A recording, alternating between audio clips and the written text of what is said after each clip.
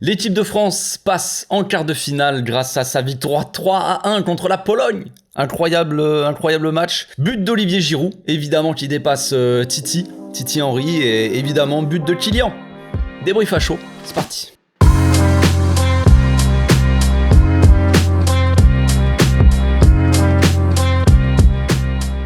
Au passage, n'hésitez pas à vous abonner, liker et commenter, c'est le meilleur moyen de me soutenir et ça fera plaisir à tonton. Donc avant ce match-là, quand on voit les phases de groupe, on peut se dire que sur le papier, la Pologne et cette équipe de France là, c'est le match le plus déséquilibré de ces huitièmes de finale. C'était assez chanceux déjà pour eux de passer. On le savait, cette équipe de France là, elle est beaucoup plus supérieure aux Polonais. Désolé pour les frérots polacs.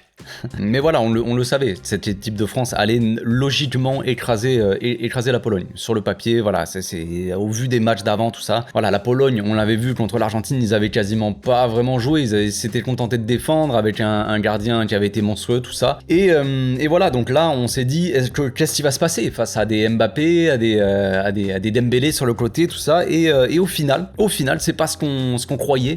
J'ai envie de dire, cette première mi-temps là, surtout ce début de match, parce que la mi-temps, forcément, il y a eu le but de Giroud juste avant la mi-temps, mais toute la première période, l'équipe les Polonais, ils ont fait douter les Français, mine de rien. Ils ont fait douter parce que ils ont joué le coup à fond. Ils ont joué tous les coups à fond, on va dire. Ils ont, évidemment, des fois, ils se débarrassaient des ballons, enfin, ils dégageaient, voilà.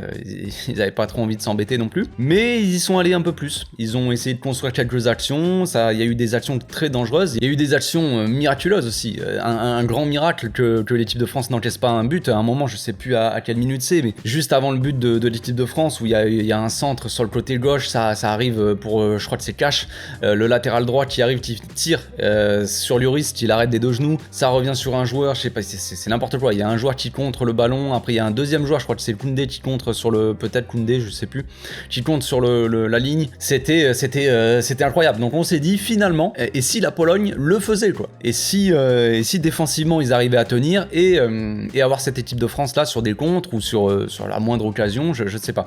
Sauf que évidemment, comme souvent dans cette Coupe du Monde et dans toutes les Coupes du Monde, dans toutes les compétitions, l'équipe la plus efficace passe. Évidemment, quand on regarde les buts attendus, comme on regarde souvent dans cette Coupe du Monde là, les expected goals, on voit que l'équipe de France elle est à 1,35 et la Pologne elle est à 1,76. Donc en termes de grosses occasions, vraiment de buts attendus, la Pologne est supérieure à la France. Donc c'est ça qui est assez étonnant. Mais voilà, quand tu n'es pas efficace, quand tu n'arrives pas à tuer tes actions, à finir tes actions, ça paye cash. Et après tu te fais punir. Tu te fais punir sur le meilleur buteur de l'histoire de la France, de l'équipe de France, évidemment Olivier Giroud. Le karting, finalement le karting est un peu plus rapide que prévu, et finalement le karting il mène la course, j'ai envie de dire. Donc c'est étonnant, mais voilà, Giroud qui claque son 52e but donc pour l'équipe de France, qui dépasse enfin Thierry Henry, donc c'est beau pour le joueur qui a une très belle carrière, mine de rien, et qui est souvent décrié, mais au final qui répond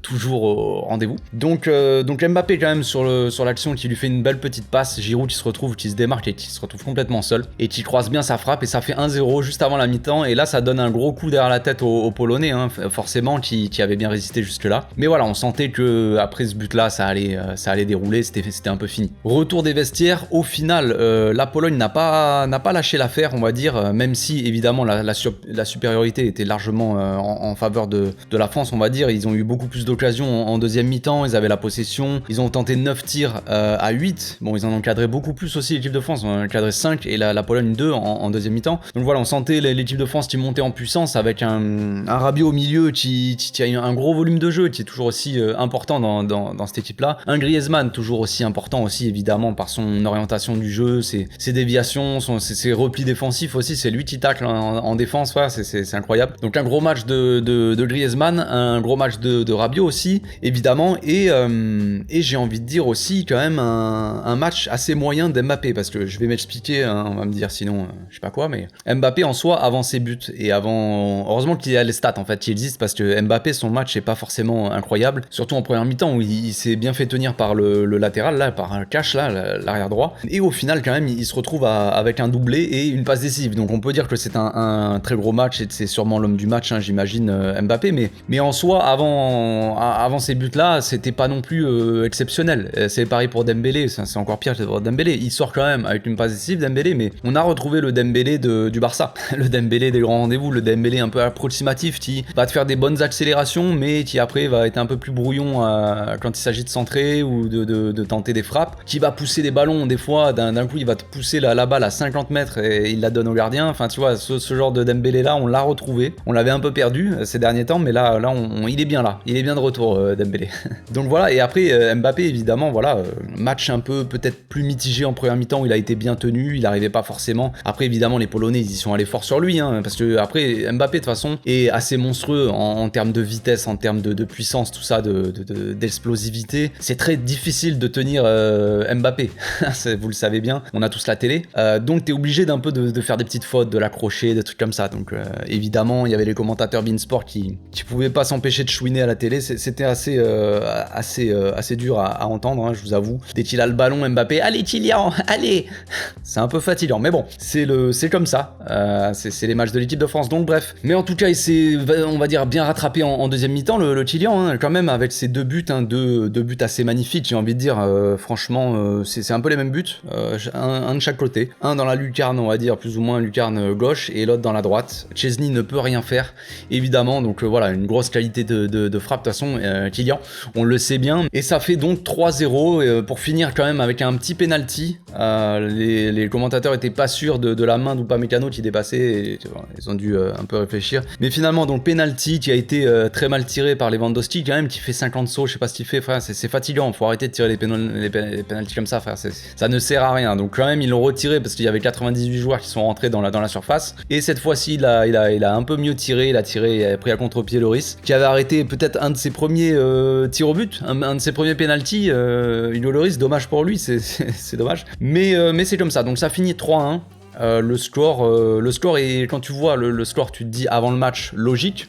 En soi, 3-1, ça reste un score assez logique pour l'équipe de France. Moi, j'avais misé sur je voyais bien un 4-0, un truc comme ça, tu vois, sans vouloir manquer de respect à la Pologne, mais voilà, vu les matchs qu'on avait vus avant, finalement, quand on regarde le match, c'est assez cher payé pour cette équipe de France-là, évidemment, qui finit ce match-là avec 3 buts sur des exploits individuels d'Mbappé, évidemment, parce que, voilà, après, est-ce que cette défense-là, elle fait un peu peur pour la suite? Je pense que oui. À voir quand il y aura une équipe peut-être qui est plus forte, qui est plus puissante, qui attaque mieux aussi, parce que bon, la Pologne, voilà, hein, depuis le début de la Coupe du Monde, ils envoient des ballons sur Lewandowski qui se retrouve un peu seul, voilà, c'est pas évident.